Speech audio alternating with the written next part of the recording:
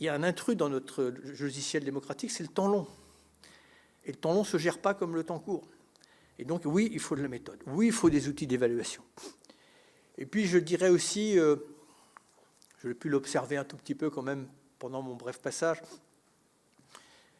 il faut que les moyens qui sont mis en œuvre soient adaptés aux objectifs. J'ai trop vu de promesses faites avec une forme de sincérité, mais dont on savait, où je pouvais pressentir que je n'aurais pas les moyens, sauf à une révision budgétaire, de les tenir. Et donc, il faut hiérarchiser aussi les priorités. Je ne peux pas prendre un exemple récent, parce que je ne suis pas là pour juger les décisions qui sont prises, mais c'est pour donner un ordre d'exemple.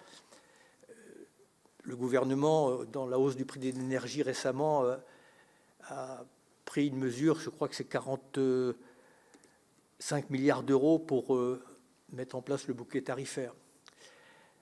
Bon, mais sur ce sujet qui est le vôtre, et notamment pour accompagner les dispositifs qui sont déjà en place, on en met 18 fois moins. Donc voilà, moi je pense, et je vais en terminer, votre sujet, et ce n'est pas pour vous flatter, mais c'est un sujet central. Pourquoi ? Parce que, et ça c'est ma conviction profonde, toute politique énergétique, quel que soit ce que l'exécutif et le législatif vont décider, elle est conditionnée par la sobriété et l'efficacité énergétique. Vous pouvez mettre du tout nucléaire, hein, si ça vous dit, ou du tout renouvelable. Et d'ailleurs, cet objectif est inscrit dans la loi. Je le rappelle parce qu'il me semble qu'on l'a oublié. Et donc, l'efficacité énergétique, et notamment dans le bâtiment, parce que c'est là qu'il y a la plus grande source d'économie, donc c'est prioritaire. C'est prioritaire parce que, voilà, souvent on a opposé écologie et sociale.